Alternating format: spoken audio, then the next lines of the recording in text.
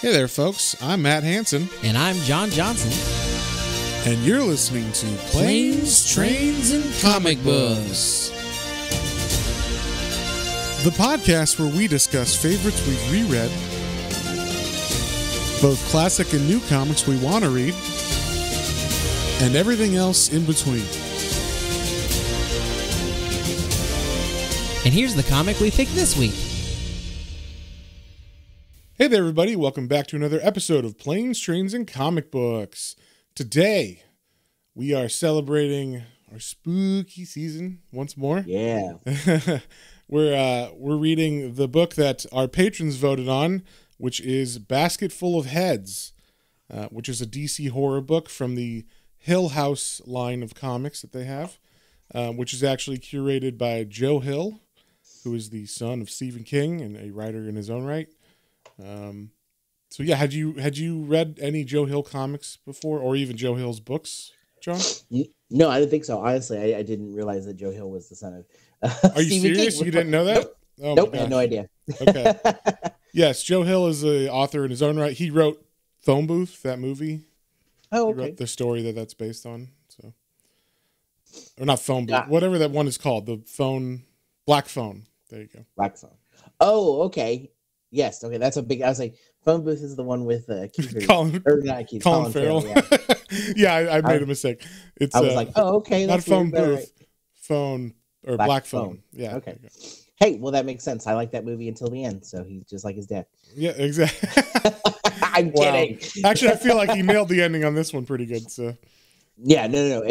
I really did enjoy this comic, so I'm excited to get into that. But that's cool to know. I have to look more, into other things he's written. So that's cool. Yeah, but he has a whole line that he didn't write all of them, but he curated them. Like, I'm assuming he was like handpicked them or something, of the writers and the stories. But they all went like, this was like maybe 3 years ago. There was like 8 6-issue miniseries that were all called Hill House Comics. And it was like them trying to do like a horror, not imprint because it's under the Black Label imprint, which is like the adult line, because there's like swearing and sex and violence in these. But yeah, it's like the horror sub imprint of Black Label, we'll say. So yeah, you had not heard of this before, right, John? No, I recall that you read the first one and did the initial little cover of that issue a while back, but besides that, I had no idea. Okay, yeah. So I read this as it was coming out, and I thought it was really fun, so threw it up on the poll, and everybody else thought it would be good too. And that's our Patreon poll, and if you would like to vote on that, you can join our Patreon at patreon.com/Planes, Trains, and Comic Books. That is where you get exclusive podcasts every month. This month we're doing The Crow, which should be fun for everybody, because I've never read that. You've never read that. We've only watched the movie, so... Yeah. And just the first movie, the original, not any of the... I didn't even know there was sequels. Yeah, there's a bunch of sequels apparently, but nothing. Okay. Well, we don't need it. If it ain't got Brandon Lee in it, then it ain't my Crow. So, but yeah, so it'll be interesting reading the comic, but that'll only be out on Patreon for an exclusive episode. So once again, if you would like that, and if you would like to vote on the episodes we do for the second episode each month, then join our Patreon at patreon.com/Planes, Trains, and Comic Books, all one word. So, I wanted to say, I was really surprised. This is the first Patreon poll we've had where the book won outright completely. It had unanimous. Yeah, I was really like, because we had some good ones. There was Alien. There was some other like known titles. I think it's the name. If I had to guess, Basket Full of Heads sounds like a good horror book. Yeah, I just thought that was a cool thing. It's the first time we've had a poll be unanimous, so that's fun. Yeah. So, like I said, this is written by Joe Hill with art by Leo Max and colors by Dave Stewart. You haven't read anything by Leo Max, have you? It didn't ring a bell like when I saw that. Okay, he did a mini series for Black Label last year, I think, called Rogues, which was like if all the Flash villain rogues, like his rogues gallery, got together for like one last hurrah. Like it's like Dark Knight Strikes Again, but like Rogue Strikes Again, basically. Okay. So they're all old and like just getting out of prison or like they're on like parole and they're like 80 years old. and they're like, let's do this one last job. So it was pretty fun. I liked the art in that a lot. In this one, sometimes I was like, I don't know about the art in this one in certain panels, but I don't know if that could have been the storytelling though, like from Joe Hill's like script, because it would seem like some people like switched on a dime at certain points, like emotionally. So I was like, oh, that's interesting. And the art just really reflected that. But it's like, okay, who knows? There was some really cool panels in particular. Yes, there was really good stuff too. It was like strong panels and like less strong panels. So yeah, we'll talk about it as we go. But so this book starts off like right at the end of the book. Basically, it starts off at the end where we see a girl walking on a bridge. She's got a basket that's covered with an American flag, so you can't see what's in it. She's holding an axe. It's raining and it's pouring, and she's got her rain jacket on. And underneath the flag, we hear people talking. They're saying like, "What did I tell you? What did I tell you? It's not me. I'm not doing it." Like, there's something talking from under the basket, but it's like, well, it couldn't be people because, they can't fit in the basket. So, so then someone stops and sees her on the bridge and like pulls over and says, "Hey, like, you need some help." And then we cut away from that and go to before. It doesn't say, I guess later that day or a couple days earlier or whatever. And we're in Brody, Maine. It's September 1983. So we get the year is, kind of, I like that they said it in the 80s. Yeah. Because like it gives it a different feel. It also makes this work because there's no like phone lines and shit when needed. Like no one's got a cell phone. Except like super uber rich people, right? So, yeah, I appreciate we like they continue that because you could have a lot of horror stories nowadays, and that's the easy way. We watched Cujo last night, and I was like, oh, that would be really hard to make now because she's stuck in a car. Oh my god, my cell phone. Exactly. Just have the battery run out. That's it, and no charger in your car. Yeah. Yeah. What am I gonna do? Yeah. So. One thing I liked about this is it's set in Maine. I mean, this is a Stephen King Son book, right? Mm-hmm. It's set in Maine. I don't know if you caught later on, they talk about Shawshank Prison. Yes. That's not a real prison. That's, directly from his stuff. So, from Stephen King's lore. So technically this is canon with Stephen King books. If it's set, it's set off of an island in Maine that is also close to Derry County, it said. So I'm like, all those things are from direct, it is in Derry County, So, or it might even be the town of Derry. I don't remember. There is a town called Derry, and then there's like a county for Derry, I guess, too. Yeah. But anyway, we cut to a couple days ago, or I think it might be just earlier to the same day. And the woman who was walking on the bridge in the rain, now it's sunny. She's sitting on the railing looking out over the river, which is kind of dangerous, obviously. So we see a police officer pull up and tries to like talk to her, but then we realize, oh, they have a relationship. They're in this together. And it's like, basically, he is a local deputy. Like, he helps out on the summer months when there's tourists at the place. So I guess the sheriff's office hires a bunch of deputies just temporarily over the summer. And then he's one of them. So he's like a young guy. He's probably like, what, 19 or 20? Yeah. Yeah. And so he's telling her like, oh, you should really not get close to the edge of that railing, or like, sit on the railing, because if you fall, you will die. And he even talks about like how later on, how like someone actually did that and he had to see it and stuff. But turns out like this is like his last day of the summer. So he doesn't have to be a cop anymore. It's 5 o'clock, or it's past 5 o'clock. So he's like, oh, we can totally make out. And I believe that they potentially take off her shirt and her bra like flies down. Her bra flies away. So he's copping a feel. And later on, like in the next page, we see her wearing his shirt. So I don't know what they did, but apparently they got handsy with her chest, I guess. So I like the cop car. Like, it's like a small town, so it's like, yeah, whatever. We just make whatever a cop car is. So it's like a dune buggy. Yeah, but it's like a VW with like sand tires, basically, or something. Yeah.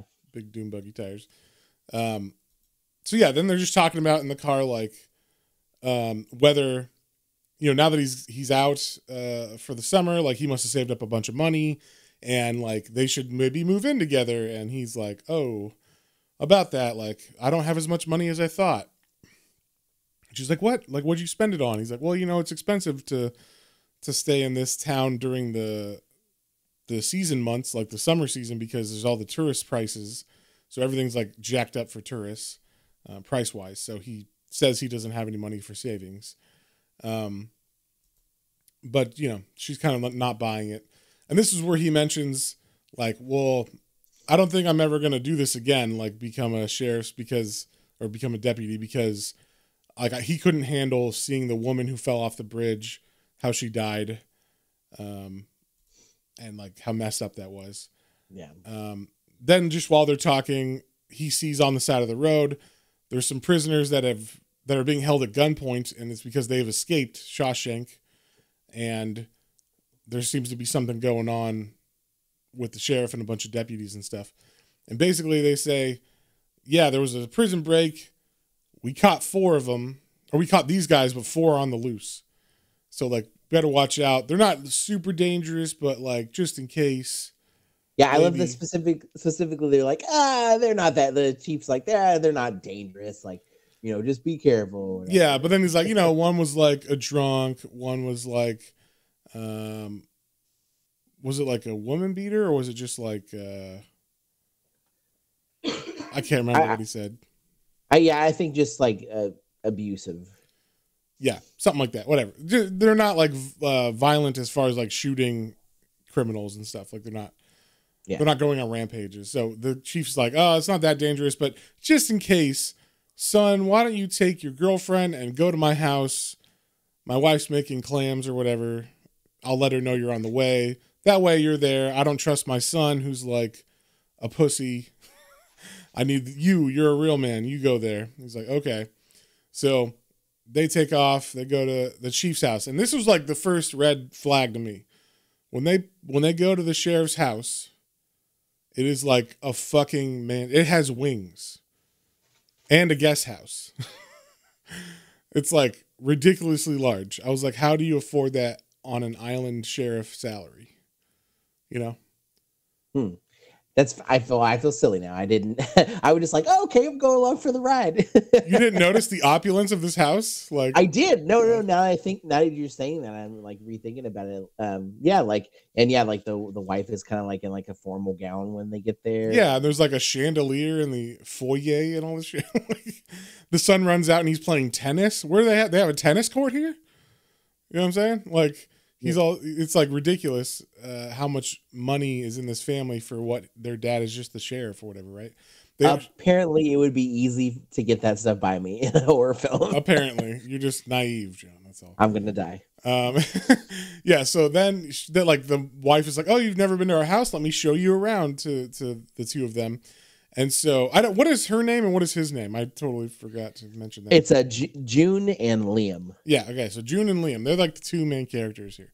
So June is, hasn't been to this house. She's still like, she wasn't living in the town. She lives off the island. So she came to visit him on his last day here, but they've been dating over the summer. So like, she's pretty in love with him. She thinks he's pretty in love with her, which is good. But they have like, a thing going on. It's going pretty good. And so the wife is like, the sheriff's wife is like, oh, let me show you our house since you haven't been here. She takes him into this room with like ancient artifacts. There's like, it's all Viking shit. It's like actual Viking armor. There's like a ship's mast, or not a mast, the dragon head that's on the front of it, whatever that's called. Of their boats and stuff. On the bow of the boat. Yeah, the bow. And then just all this stuff. And then inside of one of these glass cases with all these artifacts, there's an axe that looks pretty cool. And it has like a tree of something grown or like inscribed on it. And the second she sees it, I don't know, it feels like it perks up. It goes from like black on it to red, like the tree on it, like changes colors. It almost might be alive or something. So, but whatever. They walk out of the room. Then then they're eating dinner, and we see what they're doing. And basically, they get a call, and the sheriff is like, "Hey, someone died out here. It's another deputy died out here. He fell trying to chase these guys, but they got off on one of the boats. So, like, just in case, just so you know, they have a boat, and now they could potentially end up on that side of the island where you guys are now. So be careful. And then also, like, hey, can you tell my wife and son to leave the island because I need them over here to do something." So the wife and son of the sheriff leave, and they're just left. We just have June and the housekeeper, I think, and Liam, right? Yeah, exactly. Yeah, and now this is where I started to get suspicious. I didn't see the extravagance of things, but I was like, okay, well, they're alone now, so that's not good. Yeah. So like they're here. I don't know why. I guess they just need to be there in case whatever. So that I would be like, why do I need to be here if your wife's not here then? Like, can't we go too? But whatever. Maybe that might be like a little story hiccup as far as the plot, but I don't know. He talked a good game on the phone, so made sense why they would stay here, to them at least. So they stay here at the house, but then there's like a storm coming in that night too. So like the bridge floods that goes to this island, so like no one can get off of it. And the second they're watching the news say this, all of a sudden they hear a bump. They hear some people talking. Then they go hide, and Liam goes to the gun safe because he knows the combination at the house, and goes to get a gun. And she's hiding in one of the bathrooms. And we see two men in orange jumpsuits looking through the house, about to go into that bathroom. So that's the first issue. We start the second issue at the exact same spot as one of the guys in the orange jumpsuits goes in the restroom, looks around, doesn't find anybody. He does the old like pull back the curtain quickly and no one's there. But it turns out she's hiding in the laundry hamper. And then she waits like an hour. I don't know if you saw the clock, but the clock goes from like 9:50 to like 11:10. So she waits almost an hour and a half in that basket until she gets out, and then she hears like screams and stuff though. But she was too scared to get out. So she finally gets the courage to leave when she thinks that they're gone. So she gets out of the basket. She walks around. She sees blood in that Viking room, and there's like all the glass cases are broken and stuff. She finds a finger in one of the glass cases.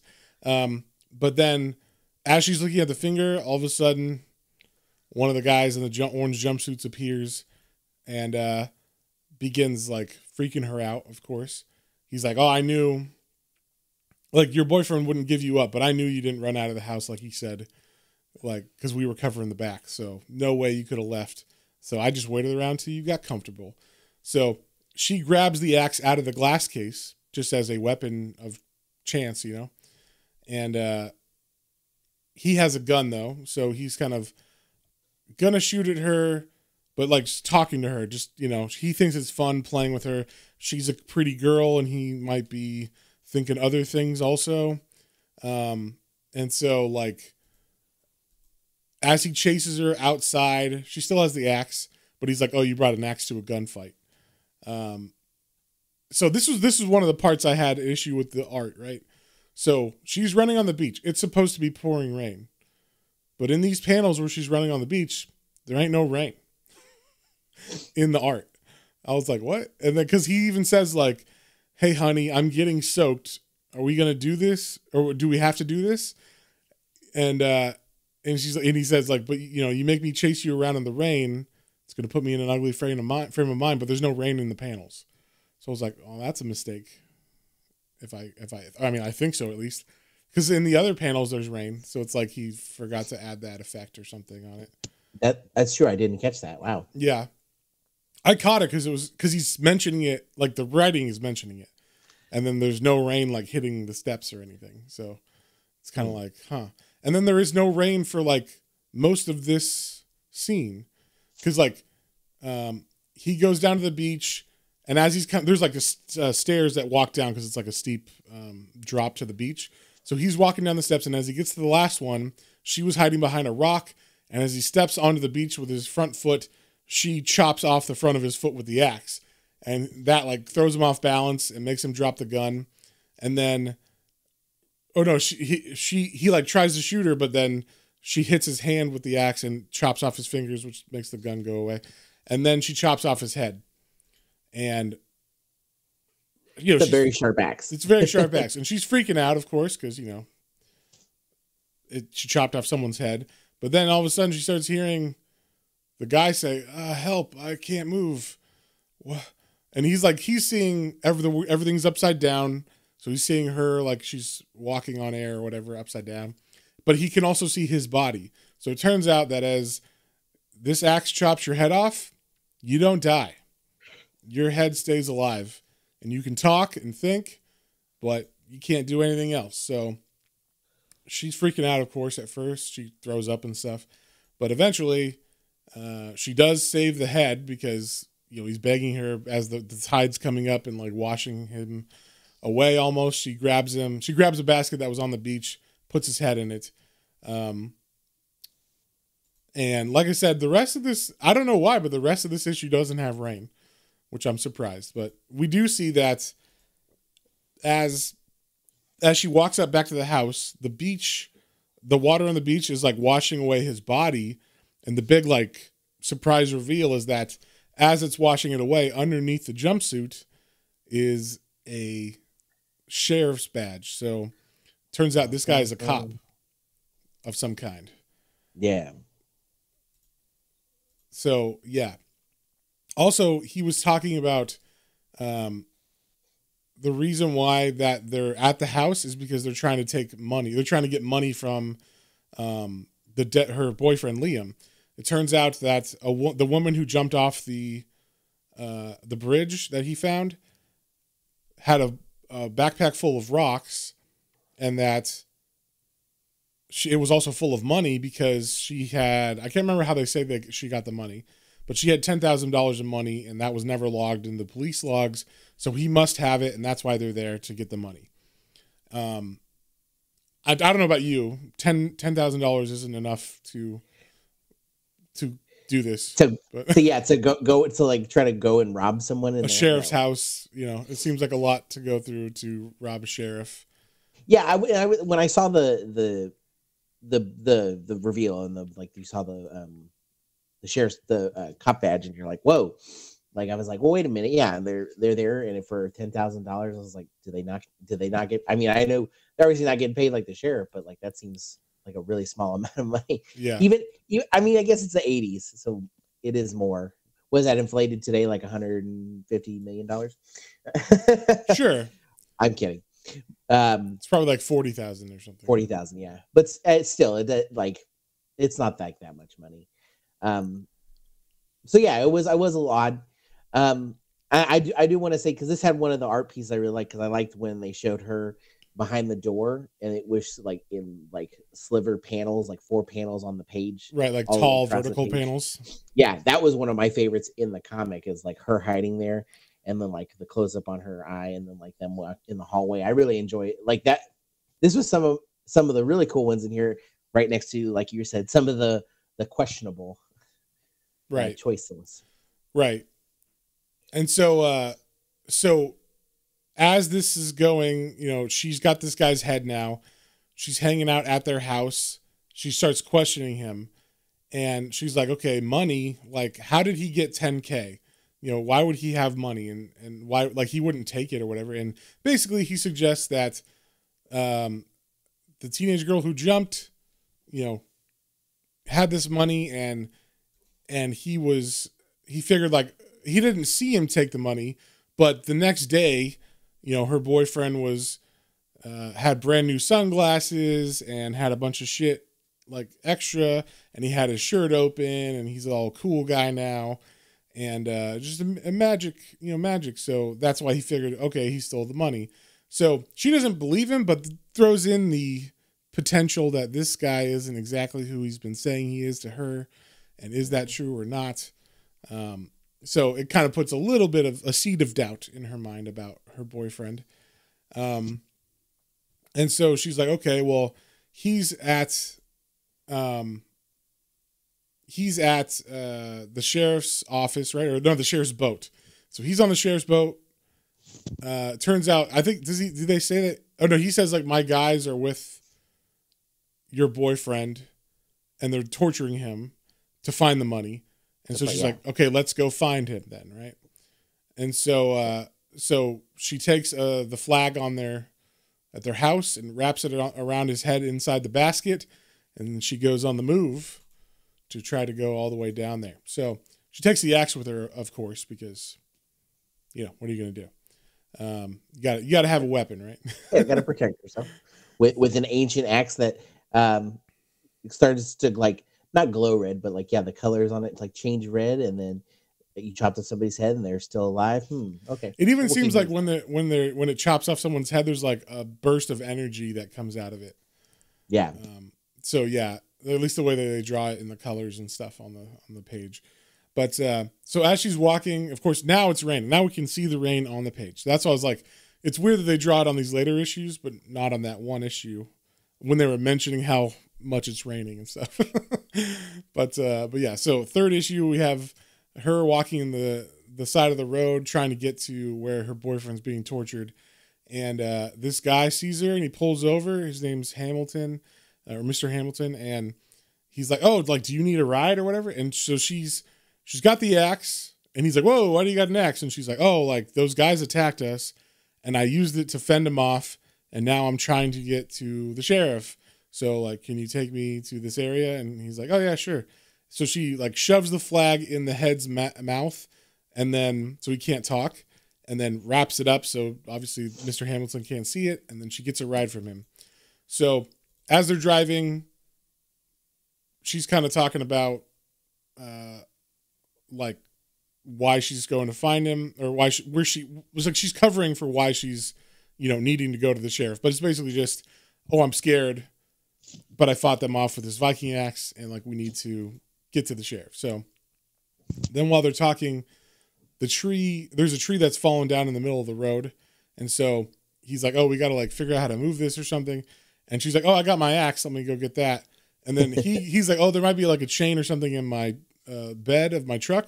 So he goes to get the chain, and then he sees she had put her basket in back there, and the flag has moved because of like, you know, driving in the wind or whatever. And she sees the head of the guy. So he immediately thinks, you know, oh shit. Or we don't really know what he's thinking, but he sees the head. Then she like reaches in her pocket because she feels something, because he gave her his jacket. And inside the pocket is a pair of garden shears, like pruning shears. And they're covered with blood. And she has a moment where she thinks, oh my God, like my boyfriend's finger was cut off with garden shears probably. I wonder if this is that, and why would he have them? And so, but as she thinks that, she gets hit in the back with a chain because the guy, Mr. Hamilton, is like, oh, you're a psycho bitch. You killed someone. And now the first time I read this, I thought, like when I read it in issues, I was like, oh, he's bad. Like right here. Mm-hmm. But then I was like, no, if I found a head in a basket, I probably would freak out too. But then later on, there's even like another twist that you have to think about, and we'll talk about it there. But I mean, basically, he's bad. He is bad. He's like in on it. So yeah, I mean, I think the Clippers were enough for me to be like, okay, shit, yeah, like, right. But that could have been a red herring, right? So we don't know. He hasn't done anything until now. They're just hinting that, like, just like her boyfriend, he was super nice at the beginning. But they throw in this little red herring of, well, maybe he is bad because the bad guy told her that he was walking around with sunglasses and he took money from this girl's dead body. So, like, do we really know him? You know, does she really know him? So I like that they're peppering in these little misleading things, you know, because you don't know who to trust and who's bad or whatever. And that's also for her character because she doesn't know either. So, like, as she's fighting this guy, she's able to run back to the truck and grab the axe and then cut off his head, and she feels really bad about it. Like, that's one of the things is she's like, oh my God, I killed I killed 2 people, one of whom was a bad guy that was trying to kill me, so I don't feel so bad about that. But this guy, he just thought I was, a murderer, rightfully so, because, I had a head in a basket. There's a head in a basket. So just like us, we don't know what to think. I mean, the Shears, she could just be jumping to conclusions, right? So she thinks that, he was innocent. So potentially at least. She's like, I don't have any proof that he was actually a bad person. It's just my suspicion. So I don't know if he deserved to be killed. But just like the other guy, as he gets his head cut off, it still talks. And so I think the heads were the biggest story part that was hard for me to get over, because they would have the moment of oh my God, I lost my head. I can't believe I'm dead, but I'm not. What's going on? And then they would start joking the next page. Yes. And so it was okay, so are you freaked out or not? There was, every time someone lost their head or whatever, it was a big oh my God, what's going on? They're freaked out. And then the next page would be haha, you're a crazy bitch. And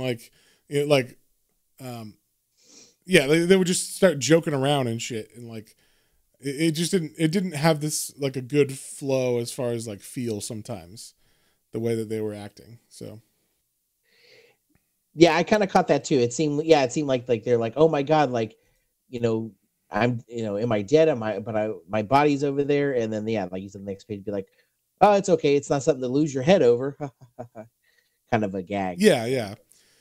Stuff like that I was I don't know if that fits tonally, but whatever. It is there is a lighthearted spirit to this book, obviously, with even the idea, a supernatural axe that cuts people's heads off, but they still are talking and are alive. It's kind of a fun thing. Also, when I read this issue, I wasn't sure if maybe it was in her head, because no one else has seen the heads, right? Oh, that's true. So and he didn't see the head didn't talk to Mr. Hamilton when he looked in his bed. He just saw it and then attacked her, right? So maybe it's all in her head at this point. We don't know. She's just talking to, and she even says that a couple times, oh, maybe I'm just going crazy.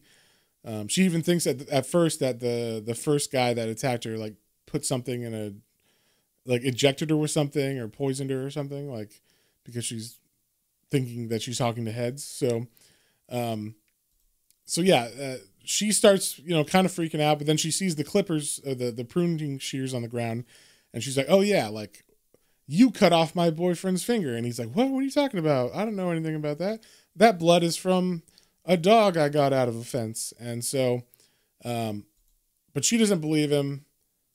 She's still not he's not telling her what she wants to know, but she, she's not sure if she's justified in killing him or not yet. She has her suspicions though. But yeah, she's going to the sheriff's office or the police office. That's where she's trying to get to. So she eventually drives there with Hamilton's truck. And when she gets there, the sheriff's son is there. And he sees her and she's like, oh, what are you doing here? And he's like, oh, after I dropped my mom off, he told me, my dad told me to go to the sheriff's office to relieve the lady who was going to be on the phones all night, because he wanted her to go home so she wouldn't get trapped on the island. So he's able to stay on the island instead of her. So he just happens to be here. This guy, I don't know about you, immediately this guy gave off bad vibes. Oh yeah, no, he definitely feels like every douchebag son in the story. It's oh yeah, he's just here and he's just kind of he's around until the story needs him, and then he's major you didn't see this coming, you fucking dumb, you stupid bitch. Yeah, exactly. But he also works for a congressman, which is how he's shady.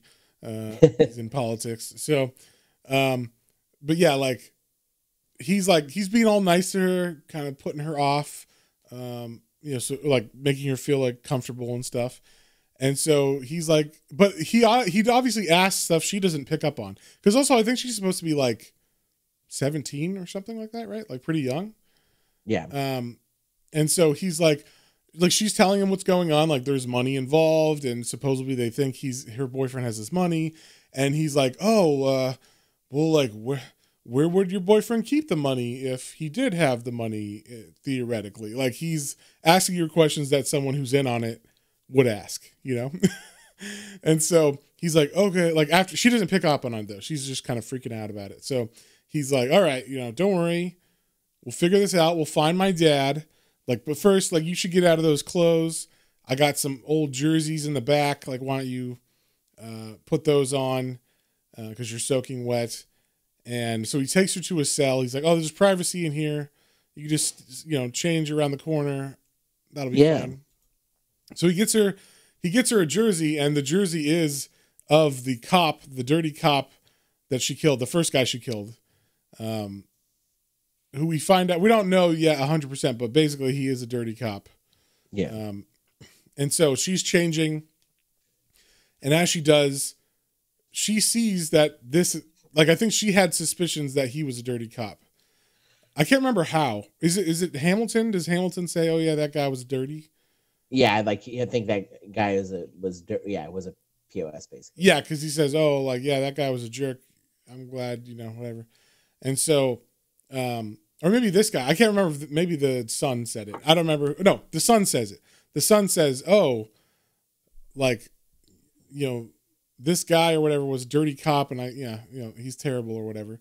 But like, then we see, I don't actually, I don't remember how that's brought up, because she doesn't know that he's a dirty cop yet, right? I don't remember. Anyway, it might be for us. The cue is that the guy's last name is on this jersey, so like he's the bad dirty cop or whatever. And then also that the son is in on it, right? So he locks her in the cell that she's changing in. And then he's got a cattle prod. Is that what that is? A stun gun? Yeah, it's like some kind of stun.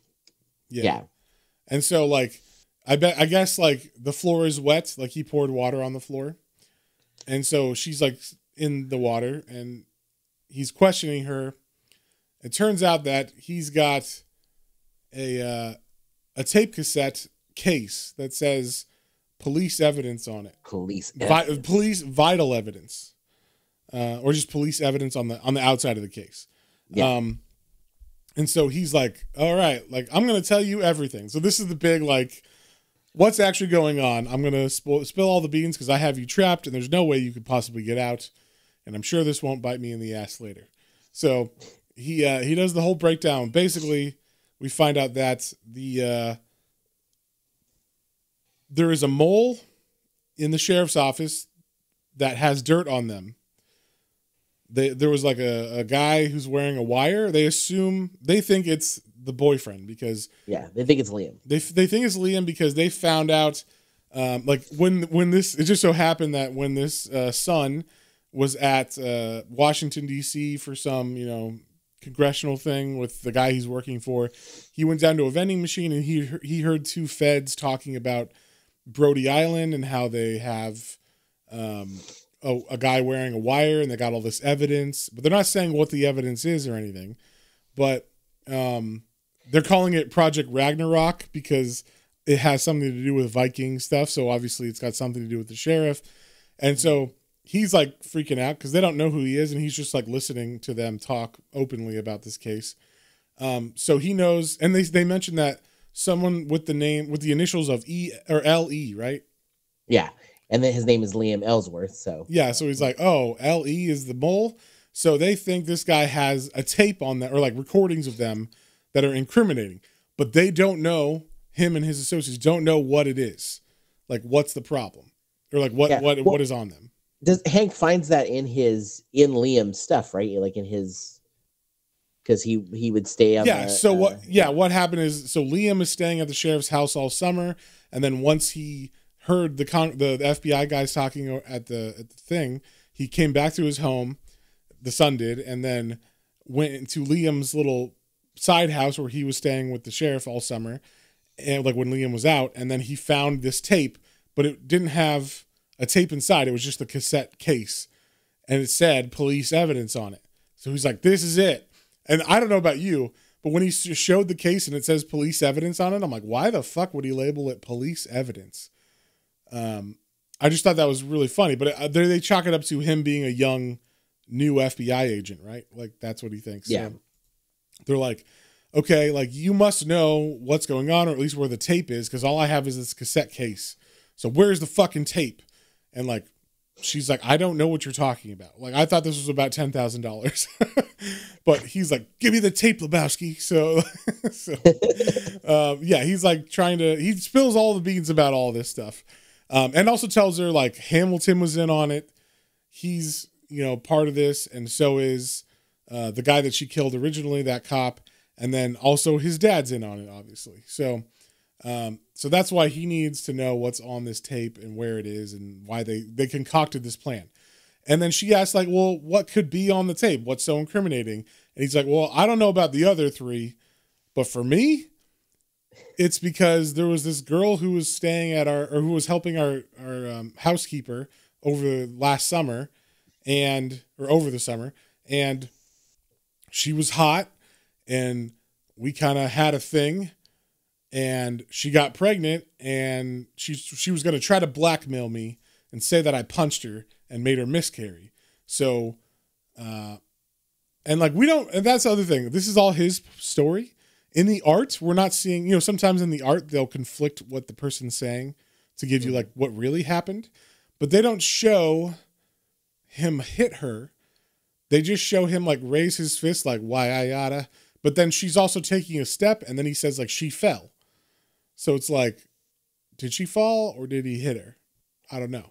But we're going with his story, I guess, for this part. But he is a piece of shit, so totally I could see him not having a problem hitting a woman. So, especially a pregnant woman.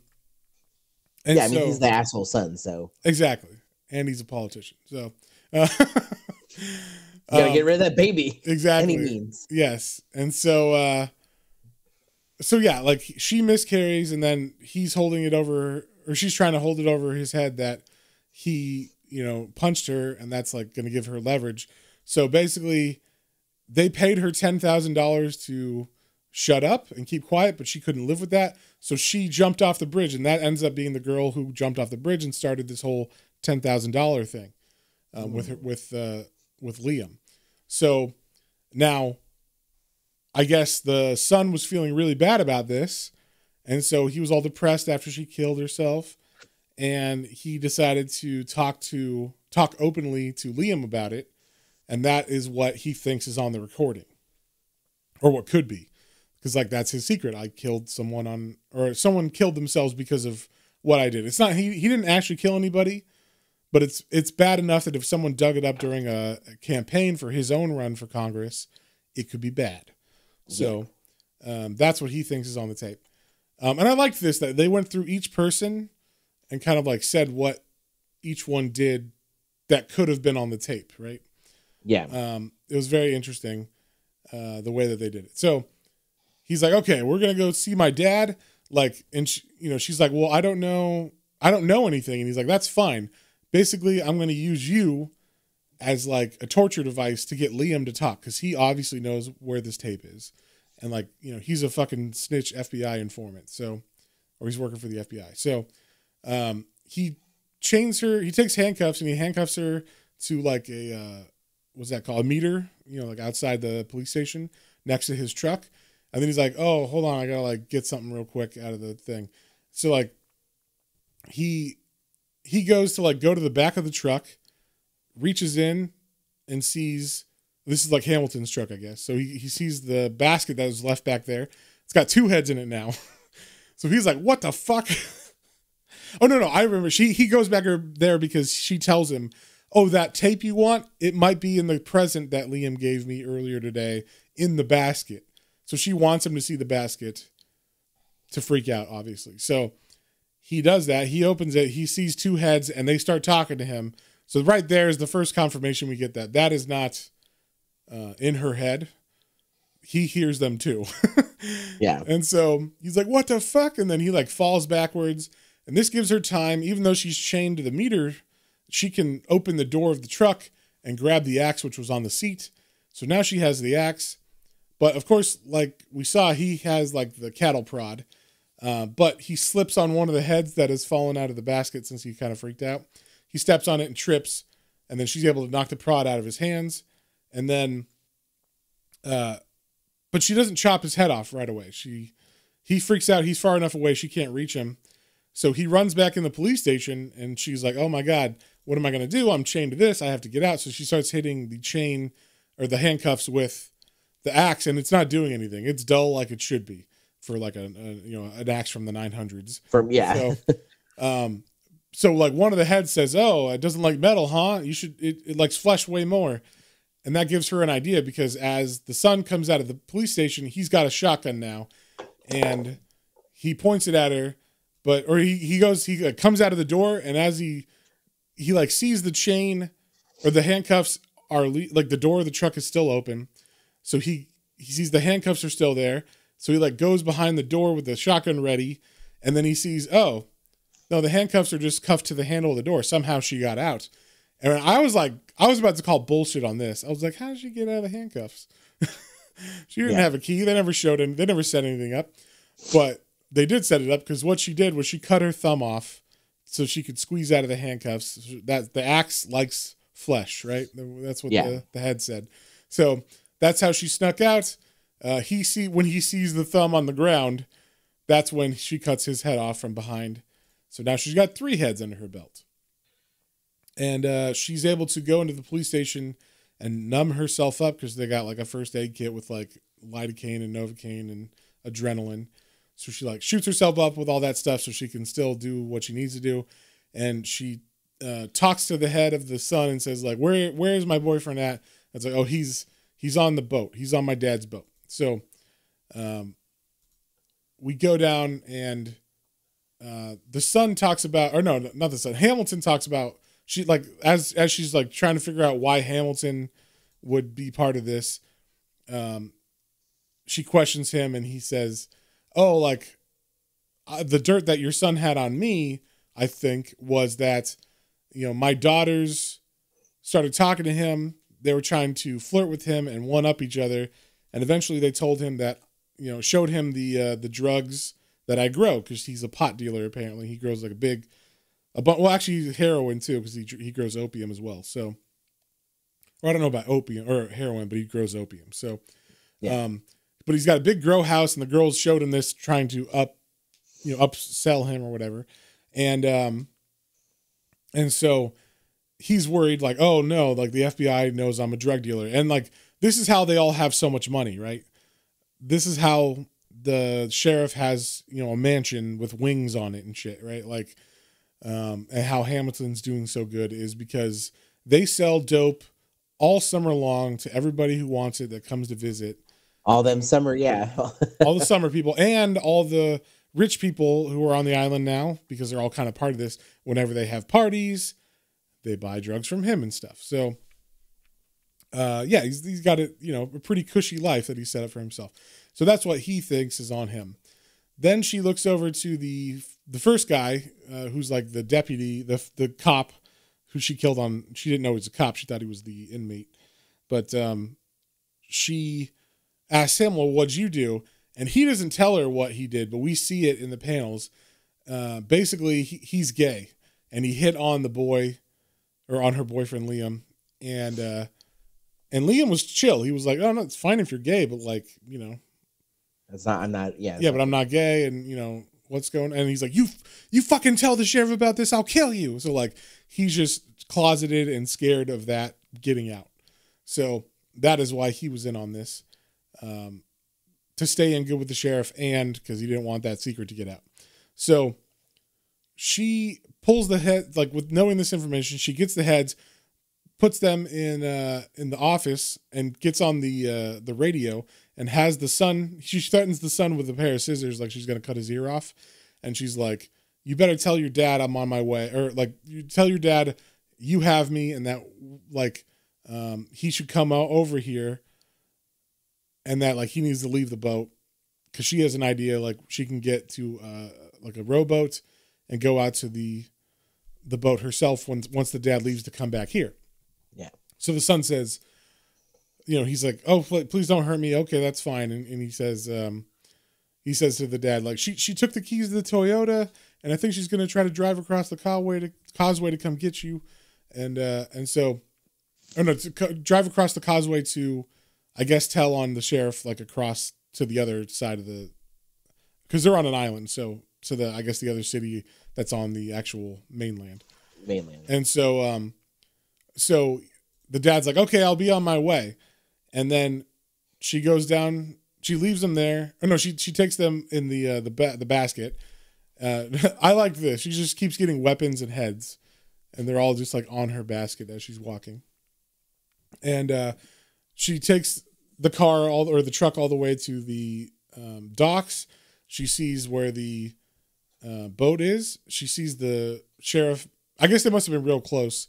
I guess it makes sense because it's a small island, right? So yeah, she's able to see the sheriff actually take off from the boat in his own little dinghy.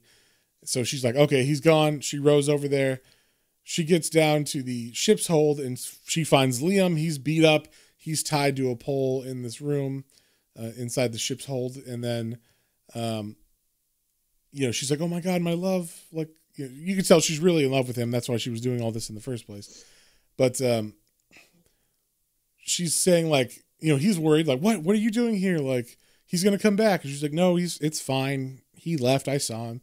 But as she's saying that, we see behind her, he reappears. The sheriff does. So he obviously knew. Yeah. Yeah, he knows. Somehow he knew. Either he saw her or whatever. But he grabs hold of her. She drops the axe, but she's able to get, she's able to fight him off quite a bit. She's struggling a lot. And so the fight eventually gets up to the top deck of the boat. But like the axe, she's able to like throw it as she's kind of, because she knows that this is a good weapon, right? She's used it 3 times. So she's trying to keep it like with her. So every time she like gets thrown, she like grabs at it and is able to grab the bottom of the hilt or whatever you call it, like the handle, and is able to like throw it where she's being thrown kind of. So she's got it pretty much every time she's being kicked or thrown somewhere. But then once they get to the deck, he kicks the axe into the water. And then he's like, like, I'm going to kill you now. And then she starts begging, saying like, no, there's no tape. I promise. Like, or no, I'm sorry. Liam is saying there's no tape. Don't hurt her. And the sheriff's like, no, well, like, I'm going to kill her. Like, I'm going to stab her and torture you in front of or her in front of you if you don't tell me where the tape is. And Liam's like, there is no tape. I promise. And then, so the sheriff is like, fine. And he's like pretending like he's going to throw her over the side. And then Liam's still not giving it up. So he's like, you know what? I guess you're not lying because I'm about to kill her. And he like ties her to an anchor and throws them both overboard. And so she's sinking down to the bottom of this area, which is pretty shallow because it is just in the dock, like the harbor area. So, but as she gets down there, she finds 4 bodies that have already been thrown down there, which are the prisoners who they were going to pin this on. So there actually wasn't a prison break, but they stopped this vehicle and got 4 prisoners that were like in on some other stuff. They might have had some dirt on them in a roundabout way. And they just killed these 4 guys and now buried or put them in the harbor. And so I will say it looked like these inmates had been there longer than from when they supposedly were, like missing in the story. So, well, who knows what they did to them? Maybe they like. That's true. And we don't know if it was from that group that they had earlier for real or not. So I'm assuming it is because they did show some of them in earlier memories. It was all the memories of like, I think it was like Mr. Hamilton's memory of like why he was doing this. They showed the chain gang of people working, and it was these 4 guys. So it's like they were able to pin it on them. So we don't know when they killed them necessarily, but yeah, it does look like, their faces are kind of skeletal and stuff. So yeah, but it's, that's just art effect, right? They're trying to make it look scary. But yeah, so the axe is down on the bottom of the harbor. She sees it. It starts lighting up with red, like light and stuff. So she's like, oh, there it is. So she can find it, which is good, right? It's useful for her. Luckily, it calls to her, I guess. And so she's able to like worm her way over to it because the anchor is like close enough by that she's tied to that she can get there. And she uses the axe to cut her ropes. And then and I like this part when she cuts it, it's like like a power move, like ah, like she's able to break free pretty badass. She looks pretty badass when she does it, and she goes up the rope that's got like buoys next to the boat, and she cuts it from like the boat is tied to the buoy, so she cuts it from the buoy. So now the boat is kind of moving on its own, but no one knows it that's inside the boat. So she looks through one of the windows and sees the sheriff talking to the kid, and he's like, look, I don't have, like, Liam's like, I don't have, your fucking tape. I don't even know what you're talking about. And then right here, we get the only section of like why the axe does this, potentially, like why the axe makes people stay alive. And basically the sheriff says like, that axe was always like a good thing, or like it was like something I always wanted, because it's like badass looking. But like, they say it was like the axe that cut Odin from the tree Ysigdrasil, and that is what supposedly it doesn't bring death, but it brings life. Brings life. So that's why, like, when you cut someone's head off in mythology, it would keep them alive. But no one has killed anyone with it for a long time, so no one knows apparently, and nowadays except her. So as he's saying this to Liam, he's like, well, I don't know where that fucking tape is, but I guess you and June will die. Like, I don't think you actually know where the tape is, so maybe there is no tape. Who knows? But I'm going to kill you, and you and June will be together because you're about to die. But as he's saying this, she's like going down the stairs quietly into the hold, and then the boat like hits the beach and throws the sheriff off balance. And then she begins to fight with him. She raises the axe and splits his body in half. This is the first time she doesn't decapitate someone with it. Yeah. It just cuts him in the middle of the chest, like halfway, like diagonally halfway. Yeah. So he's left with the top half of his torso, one of his arms, and his head. And he's like, oh my God, you better hit me again. I'm not dead yet. And she's like, oh, don't worry. You're not going to die, because no one dies with this axe. So she goes over, like, he's like, please, this isn't right. I should be dead. And she's like, whatever. Yeah, I agree. You should fucking be dead. You suck. So she lets him kind of freak out over in the corner. And then she goes over to Liam and she's like, oh my God, I love you. And then he's like, look at my front pocket, or look at the front pocket of the sheriff. And she pulls out a box that's a ring box. And it turns out that's why he didn't have any money for an apartment with her, because he bought a ring. But also, yeah. So she's like, oh my God, like, that's why you didn't have money. And like, this makes her be all lovey dovey and can't believe it. And then she says, but it looks expensive. And then the sheriff, who's still alive and has one arm, grabs her. But then like she's able to fight away from him, but he's like spoiling all this. He says, oh yeah, you think that's all from like summer money? Like, that ain't summer money. Look at how big that diamond is. That is for sure the $10,000 that girl had who jumped off the bridge. And it turns out that part was true. Liam is guilty of stealing the money from the woman. But not only that, she jumped off the bridge. He found her. Oh no, he didn't find her. I guess the chain gang people found her and like told Liam about it. And then Liam went to get to her, but her spine was broken and shattered. Her legs were shattered. She was going to die, but she was alive. But she was alive when he found her. So I guess he just put her out of her misery and then took the money. Yep. Yeah.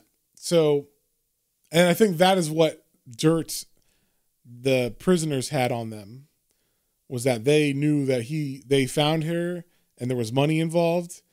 And yeah, so like, but somehow that money didn't find its way to evidence. And also she was alive when they found her, but then she was dead. So, don't know what he did. They don't say what he did, but basically he gets kind of, like, he does a real 180 turn here to make it like justified kind of thing. Yeah. But yeah, Liam goes from like, I love you, to like that bitch deserved it. Like she was a like a whore who like she was terrible and she was gonna die anyway, and like no one's gonna miss her, and so like he does a real 180 turn in his character. But I thought this was like a good, like all of these like reveals were very like, oh, like they were good puzzle pieces that clicked into place. Although I did feel like maybe this one was a little ham-fisted because like Liam was so good and nice earlier, but they did seed it with all the like, oh, you think your boyfriend's so good, huh? Well, he was doing this or he was doing that. So like, yeah, but I didn't expect him to be a total douchebag. So that was a surprise. Right, but like. But like this thing has a pretty consistent like immediate turn of people, like as far as like the way that they're acting. So 1 second the heads are laughing, the next second they're screaming in fear or anger, and in the same way Liam turns on a dime, and in the same way she turns on a dime. So you know he's telling her like, no, I did it for us, babe. Like she didn't need the money, she was dead, and all this stuff, and or like she you know she was basically dead. And so I did it for us. You can understand that, right? And she just like dead face says like, I understand, Liam. And then she cuts off his head. And then he's saying like, I'm sorry.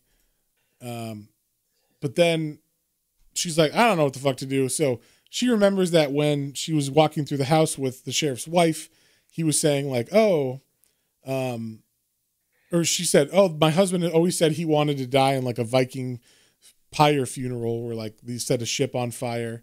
So she's like, oh, you know what, Sheriff, I'm gonna give you the death you always wanted. So she takes some lighter fluid and sets his boat on fire with Liam in there. So Liam's crying out, June, please, June, as she walks away and it's burning and on fire.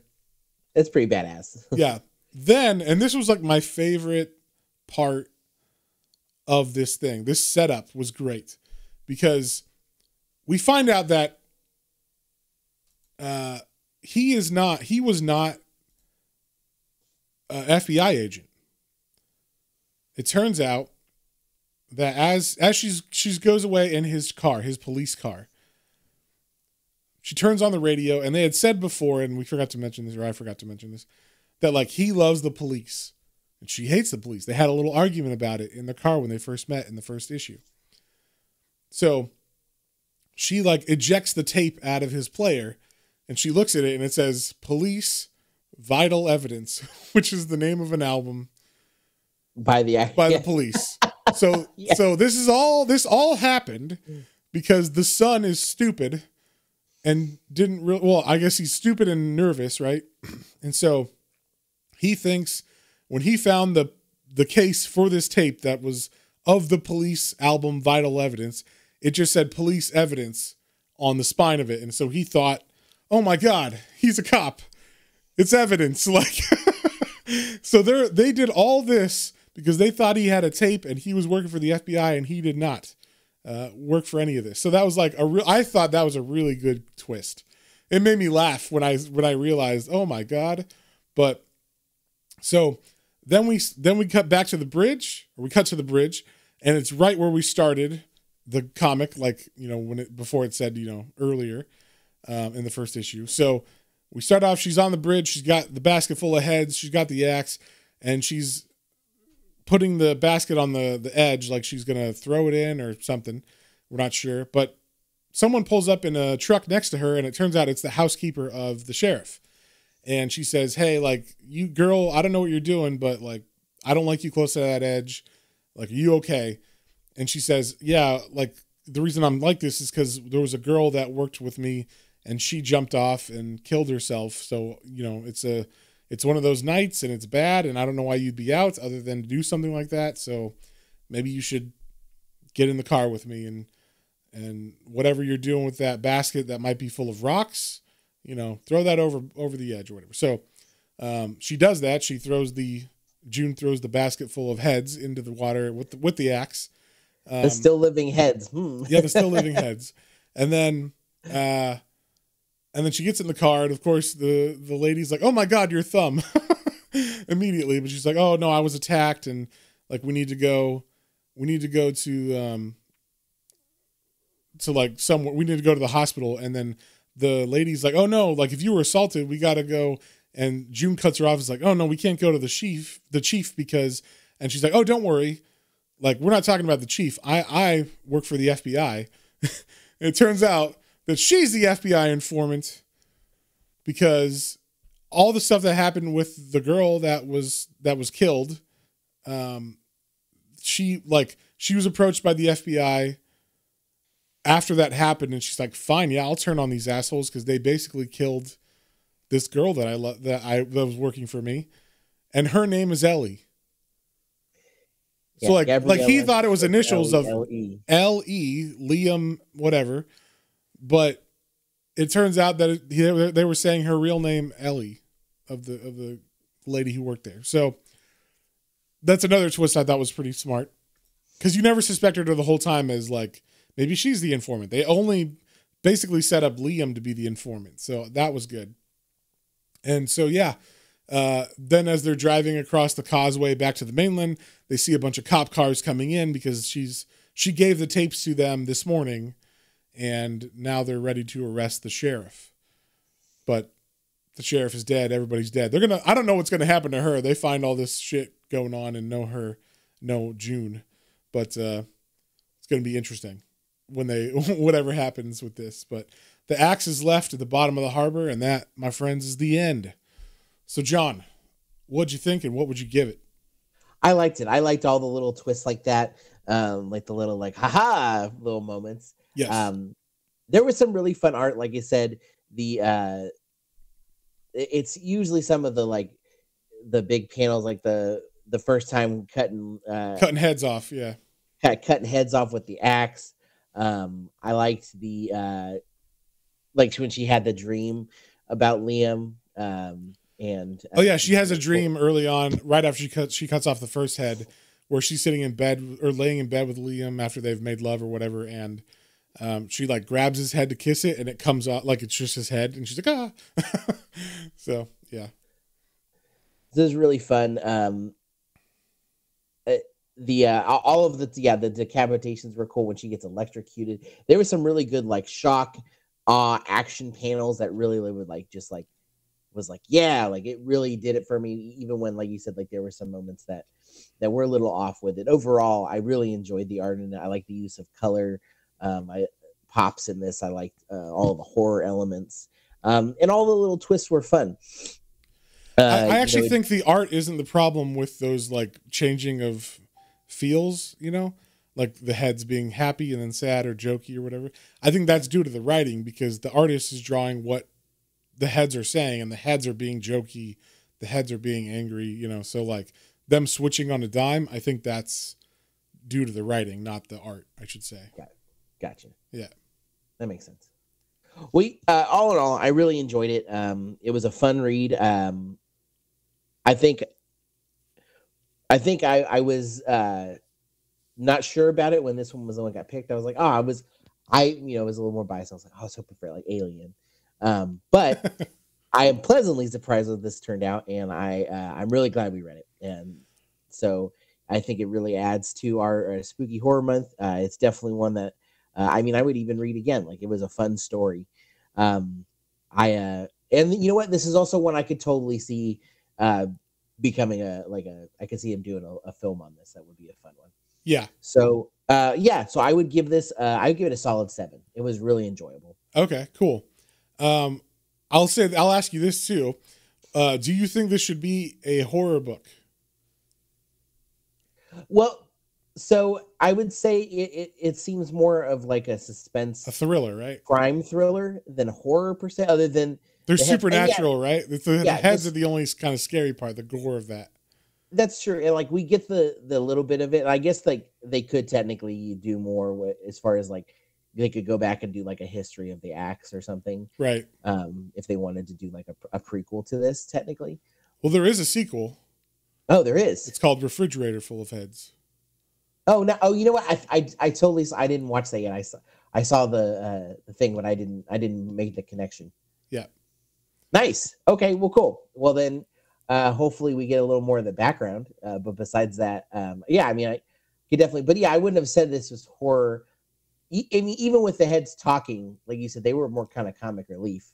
Right. Than they were scary. This was definitely more, yeah, like a. I think it depends crime where story. you're at, like personally with gore and stuff. Like if the idea of a discombobulated head talking and is freaky or whatever, then maybe it's more scary, or like the idea is scary. You're putting yourself like, if it really happened, if you're that kind of person that would really put yourself in these situations while you're reading, I could see how someone would think that that's scary.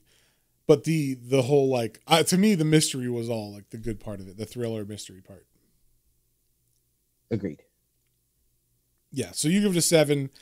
I'm going to give this thing an 8.5. Actually, I think this would be a great comic to give someone that doesn't read comics, especially if they like thrillers or mysteries or crime, and be like, check this shit out. And the supernatural part is so little; it's literally just this axe cuts off heads, and they still talk. So like, if you can buy that, if you're okay like accepting that premise, then the rest of it is a great mystery.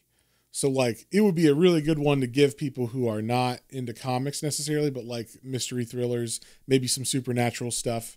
And they could totally enjoy it. It's 6 issues flat out. I loved the mystery crime part of this. I could not figure out what was going on. Like, in the background, my head is like grinding gears trying to like piece it together. But there was just like, it was just out of reach until they reveal it. But it also made sense. Like there wasn't anything that didn't make sense. Everything like, and I loved that like a lot of the stuff didn't matter because they were completely wrong in their assumption that he was a cop.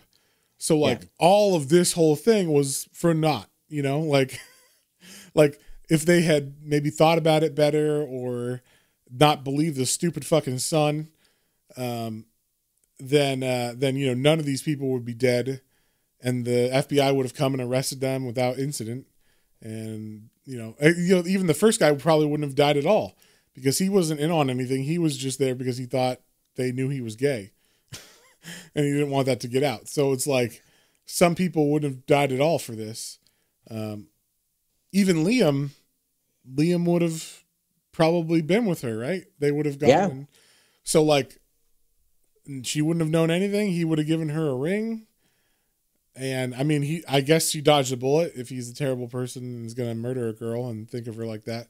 But like, no one knew anything other than that. Right. So, I don't know. And that's the thing. We don't know what we do know what the housekeeper found, right? Which was that, that they paid off the $10,000 or whatever to the girl. Yeah. That was what she gave them.